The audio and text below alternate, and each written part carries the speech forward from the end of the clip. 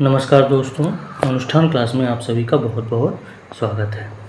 अनुष्ठान में आज हम पढ़ेंगे पाठ नंबर 7 डाकिये की कहानी कंवर सिंह की जुबानी। अभी भी केबीएस वैकेंसी आने में बहुत विलम्ब है, तब तक आप इन सभी कहानियों को अपने ध्यान में बनाए रखिए, ठीक है।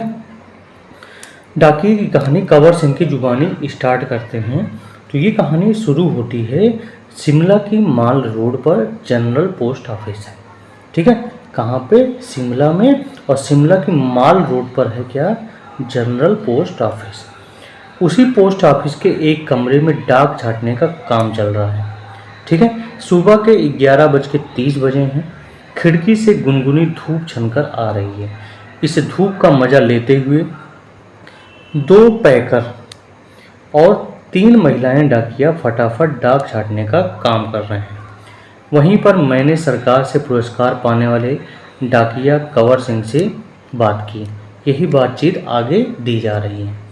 सबसे पहले और ये एक कहानी की भेंट वार्ता विधा है, जहाँ पे सबसे पहले मैंने प्रश्न किया कि आपका शुभ नाम क्या है।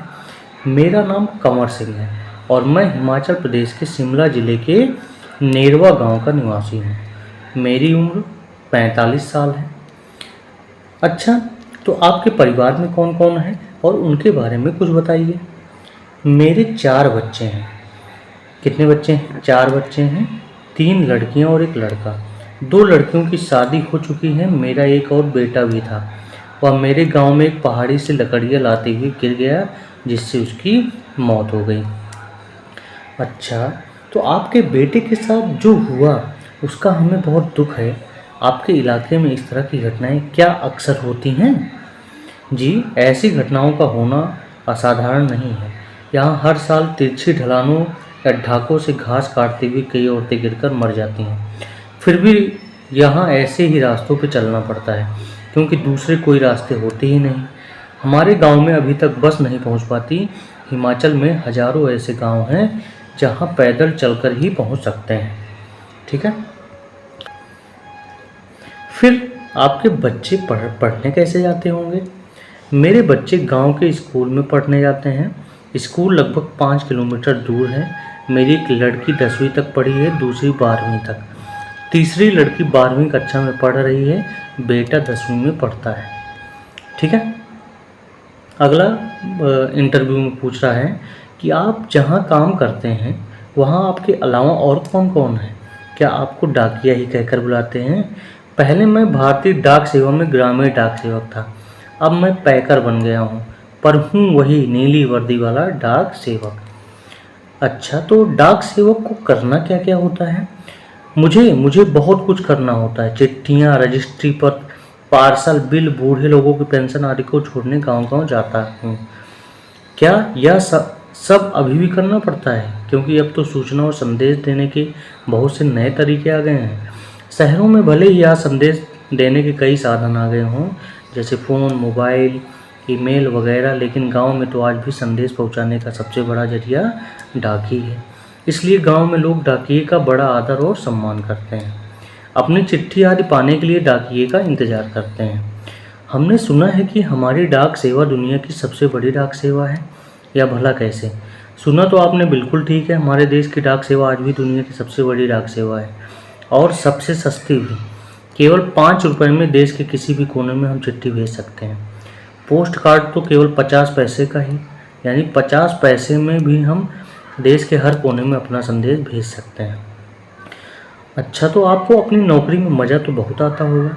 मुझे अपनी नौकरी बहुत अच्छी लगती है। जब मैं दूर नौकरी करने वाले सिपाही का मनी ऑर्डर लेकर उसके घर पहुंचता हूं, तो उसके बूढ़े माँ बाप का खुशी भरा चेहरा देखते ही बनता है। ऐसे ही जब किसी का रजिस्ट्री पत्र पहुंचाता हूं, जिसमें कभी रिजल्ट, कभी नियुक्ति पत्र होता है, लोग बहुत खुश होते हैं। बूढ़े दादा और बूढ़ी नानी तो पेंशन के पैसे मिलने पर बहुत खुश होते हैं। 6 महीनों तक वो मेरा इसके लिए इंतज़ार करते हैं। हिमाचल में बूढ़े लोगों को पेंशन हर 6 महीने के बाद इकट्ठी ही दी जाती है।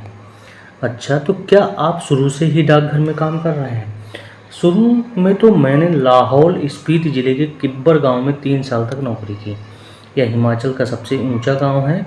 उसके बाद 5 साल तक इसी ज़िले के काजा में और 5 साल तक किन्नौर ज़िले में नौकरी की। ये चीज़ें आपको ध्यान में रखना है कि कंवर सिंह ने नौकरी कहाँ कहाँ पे। उस वक्त इन गाँव में टेलीफोन नहीं थे, बसें भी सिर्फ मुख्यालयों तक ही जाती थी। अभी भी ऐसे कई गांव हैं जहां तो ना बस जाती है ना ही टेलीफोन है। ऐसी जगह में ग्रामीण डाक सेवक का बहुत मान किया जाता है। आप पहाड़ी इलाके में रहते हैं, जाहिर है डाक पहुंचाना आसान काम तो नहीं होगा। हाँ, मुश्किलें तो बहुत आती हैं। जब मैं किन्नौर जिले के मुख्यालय रियांग पीओ में नौकरी करता था तो सुबह 6 बजे मेरी ड्यूटी शुरू हो जाती थी। मैं 6 बजे सुबह शिमला जाने वाली बस में डाक का बोरा रखता था और रात को 8 बजे शिमला से आने वाली बस से डाक का बोरा उतारता था। पैकर को ये सब काम करने पड़ते हैं। किन्नौर और लाहौल स्पीति हिमाचल प्रदेश के बहुत ठंडे तथा ऊंचे ज़िले हैं। इन ज़िलों में अप्रैल महीने में बर्फबारी हो जाती है। बर्फ़ में चलते हुए पैरों को ठंड से बचाना पड़ता है, वरना स्नो वाइट हो जाता है जिसमें पैर नीले पड़ जाते हैं और उनमें गैंग्रीन हो जाता है, उसमें उंगलियां झड़ सकती हैं। इन जिलों में मुझे एक घर से दूसरे घर तक डाक पहुंचाने के लिए लगभग 26 किलोमीटर रोजाना चलना पड़ता था। हिमाचल में एक गांव से दूसरे गांव की दूरी लगभग 4 या 5 किलोमीटर तक होती है। हिमाचल के गांव छोटे छोटे होते हैं, एक गांव में बस 8 से 10, कभी कभी 6-7 घर होते हैं, इसलिए चलना काफ़ी पड़ता है। चलना तो खैर हमारी आदत में ही है, शामिल हो चुका है। ग्रामीण डाकिये की ज़िंदगी में तो चलना ही चलना है। आपने बताया था कि पहले आप डाक सेवक थे, अब पैकर हैं, इसके आगे भी कोई प्रमोशन है क्या? पैकर के बाद डाकिया बन सकते हैं, बस एक इम्तिहान पास करना पड़ता है। अभी तो काम के हिसाब से हमारा वेतन काफ़ी कम रहता है। सारा दिन कुर्सी पर बैठकर काम करने वाले बाबू का वेतन कहीं ज़्यादा होता है। पैकर का वेतन बाबू के जितना ही हो जाता है। अब तो डाकिये की नौकरी में लगना भी बहुत मुश्किल हो चुका है। इनमें से जितने डाकिये रिटायर हो चुके हैं उनकी जगह नए डाकियों का नहीं रखा जा रहा है। इससे पुराने डाकियों पर काम का बोझ दिन प्रतिदिन बढ़ता जा रहा है और आने जाने वाले समय में कैसा होगा। काम के दौरान कभी कोई बहुत खास बात हुई हो? एक घटना आपको सुनाता हूँ। मेरा तबादला शिमला के जनरल पोस्ट ऑफिस में हो गया था। वहाँ मुझे रात के समय रेस्ट हाउस और पोस्ट ऑफिस चौकीदारी का काम दिया गया था। यह 1998 की बात है। 29 जनवरी को रात लगभग 10:30 बजे का समय था। बाहर से किसी ने पोस्ट ऑफिस का दरवाज़ा खटखटाया। मैंने पूछा कौन है? जवाब आया, दरवाज़ा खोलो, तुमसे बात करनी है। मैंने दरवाज़ा खोला तो अचानक 5-6 लोग अंदर घुसे और मुझे पीटना शुरू कर दिए। मैंने पूछा क्यों पीट रहे हो? तो उन्होंने कोई जवाब नहीं दिया। सारे ऑफिसों की लाइटें बंद कर दी, इससे कि कुछ समझ पाता। मेरे सिर पर किसी भारी चीज़ से कई बार मारा जिससे मेरा सिर फूट गया।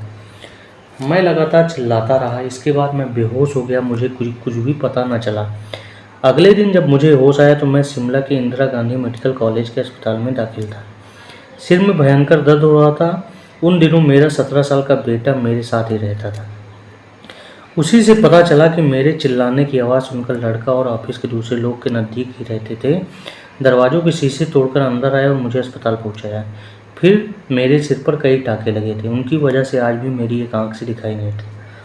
सरकार ने मुझे जान पर खेलकर डाक की चीज़ें बचाने के लिए बेस्ट पोस्टमैन का इनाम दिया। यह इनाम 2004 में मिला। इस इनाम में 500 रुपये और प्रशस्ति पत्र दिया जाता है। मैं और मेरा परिवार बहुत खुश हुए। आज भी मैं गर्व से कहता हूँ कि मैं बेस्ट पोस्टमैन हूँ और इसे लिखा है प्रतिमा शर्मा ने। तो इस प्रकार से इस भेंट वार्ता की कहानी में यह आपको समझना है, ठीक है। तब तक के लिए इस लेक्चर को यहीं पर एंड करते हैं। अगले लेक्चर में अगले चैप्टर की बात करें।